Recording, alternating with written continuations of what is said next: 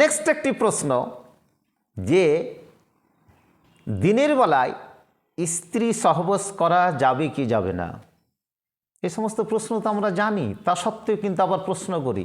অতএব যখন প্রশ্ন আমাকে দ্বিতীয়বার করা হয়েছে তখন আমি সেই প্রশ্নের উত্তর দিতে বাধ্য।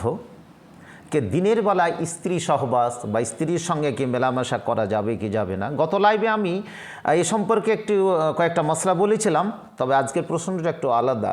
এই প্রশ্নের উত্তর আপনারা সঠিকভাবে কি দেখে নিন বা কান খুলে শুনে নিন। আমরা যদি সূরা বাকারার 187 নম্বর আয়াতের অনুবাদ পড়ি বা একটু যদি বিশ্লেষণ করে বলি, আয়াতটি আপনাদের কাছে আমি পরিবেশন করছি।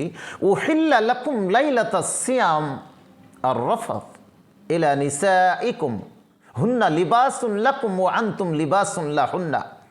রমজানের রাতে তোমাদের স্ত্রীদেরকে হালাল করে দেওয়া হয়েছে, তাদের সঙ্গে কি মেলামেশা, জি সহবাত হালাল করে দেওয়া হয়েছে, জি রাতের বেলায়। আর রাফাস ইলা নিসাইকুম, তাহলে এটা পরিষ্কার বোঝা যাচ্ছে যে রাতের বেলায় স্ত্রী সঙ্গম বা স্ত্রী সহবাত এটা জায়েজ, কিন্তু বৈধ।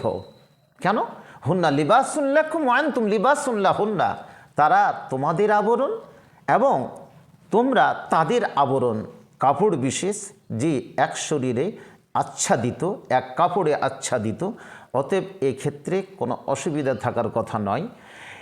এই ক্ষেত্রটিকে যে শাইখুল ইসলাম আল্লাহ ইবনে তাইমিয়া রাহিমাহুল্লাহ তার প্রিয় শাগির্দ, প্রিয় ছাত্র হজরতে আল্লামা ইবনে কাইয়িম রাহিমাহুল্লাহ তার বিখ্যাত পুস্তক জাদুল মাদে খণ্ড নম্বর 3 পৃষ্ঠা নম্বর 60 তিনি এটা বিশ্লেষণ করেছেন। দিনের বেলায় যদি কোনো ব্যক্তি স্ত্রী সহবাস করে বা মেলামেশা করে তাহলে পানাহারে, এটা পানাহারের মতোই, পানাহারে যেমন রোজা বা সিয়াম শেষ হয়ে যায়, নষ্ট হয়ে যায়, ঠিক সেই রকম স্ত্রী সঙ্গমে বা মেলামেশাতেও সেরকম কি পানাহারের মতো এখানেও কিন্তু রোজা আপনার নষ্ট হয়ে যাবে।